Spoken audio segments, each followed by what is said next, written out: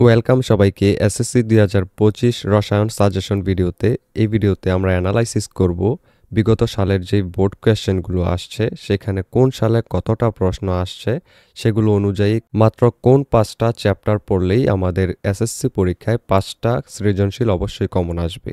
তো তৃতীয় অধ্যায় পদার্থের গঠন, এটা যদি আমরা দেখি 2020 থেকে 2022 পর্যন্ত এই 3 বছরে ঢাকা বোর্ডে 2টা কোয়েশ্চেন আসছে, রাজশাহীতে আসছে 1টা, কুমিল্লাতে 4টা, এরকম যশোর চট্টগ্রামে 2টা 3টা করে এবং ময়মনসিংহ দিনাজপুরে 3টা করে আসছে এই 3 বছরে, অর্থাৎ প্রতি বছর প্রায় 1টা করে আসছে।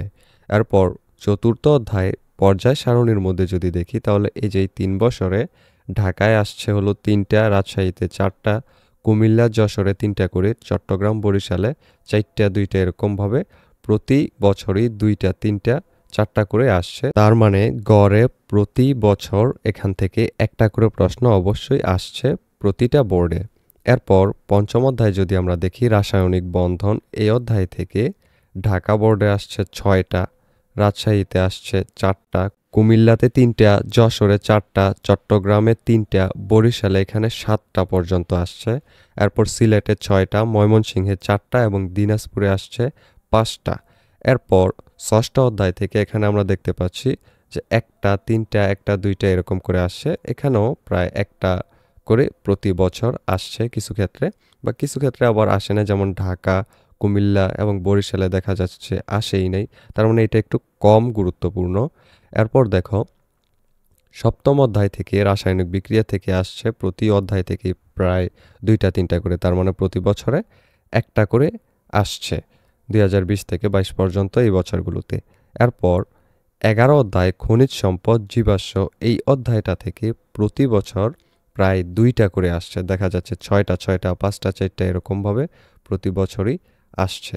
তো এখান থেকে আমরা যেটা বুঝতে পারতেছি যে সবচেয়ে গুরুত্বপূর্ণ যেই অধ্যায়গুলো সেগুলো হলো 3, 4, 5, তারপর 11 এগুলো। কারণ আমরা দেখতে পাচ্ছি যে 3, 4, 5 থেকে প্রতি বছরই 1টা করে প্রায় প্রশ্ন আসেই। তো আমরা বলতে পারি যে তৃতীয়, চতুর্থ এবং পঞ্চম অধ্যায় যদি তোমরা পড়ো তাহলে এখান থেকে 3টা সৃজনশীল অবশ্যই কমন আসবে। দেখা যেতে পারে যে চতুর্থ পঞ্চম এই 2টা থেকে মিলিয়ে আরও একটা বাড়িয়ে 4টাও আসতে পারে, এমনটাও হয় অনেক সময়। এরপর এখানে গুরুত্বপূর্ণ আরও একটা চ্যাপ্টার হলো 11, কারণ এখান থেকে 2টা প্রতি বছর আসতেও আমরা দেখতে পাচ্ছি, কারণ ওইখানে আমরা 6টা দেখতে পাইছি। তো এখান থেকে আমরা বুঝতে পারতেছি চ্যাপ্টার 11টা হলো অনেক গুরুত্বপূর্ণ, কিন্তু যেহেতু এই চ্যাপ্টার 11 একটু কঠিন, তাই তোমরা যদি এইটা না দাও একটু ঘুরে এসে এইখানে চ্যাপ্টার 6, 7, 8 থেকে যে কোনো একটা চ্যাপ্টার বেছে নিতে পারো, কারণ এগুলো থেকেও প্রতি বছর প্রায় 1টা করে প্রশ্ন আসে, বিশেষ করে সপ্তম অধ্যায় থেকে আসে। এরপর দেখো চ্যাপ্টার 12 থেকেও সবসময় 1টা করে সৃজনশীল আসে। তো আমরা যদি দেখি 5টা কিভাবে কমন পাবো, সেটা হলো 3, 4, 5, এই 3টা পড়লে অবশ্যই 3টা কমন। এরপর যারা 11 অধ্যায় পড়বা তারা তো ভালো, যদি কেউ বলো পড়বে না তাহলে তোমরা সপ্তম অধ্যায় পড়তে পারো, তাহলে 4টা হয়ে যায়। এরপর চ্যাপ্টার 12 অনেক সহজ, এখান থেকে আরও 1টা, তাহলে হয়ে যায় 5টা। তো এখানে আমরা দেখতে পাচ্ছি যে 6, 7, 8 প্রতিটা অধ্যায় থেকেই 1টা করে আসে, তাহলে তোমার এইখান থেকে যেই কোনো অধ্যায় যেটাই তোমার পছন্দ হবে সেটা বেছে নিতে পারো। আর এইখান থেকে 3টা থেকে 3টা অবশ্যই আসবেই, তাহলে হয়ে গেল তোমার এখান থেকে 3টা, এখানে 1টা, তারপর হয় এইখান থেকে, না হলে এই 3 অধ্যায় থেকে যে কোনো অধ্যায় তোমার ভালো লাগে এখান থেকে 1টা, তাহলে 5টা সৃজনশীল তোমার এখান থেকে কমন হয়ে গেল।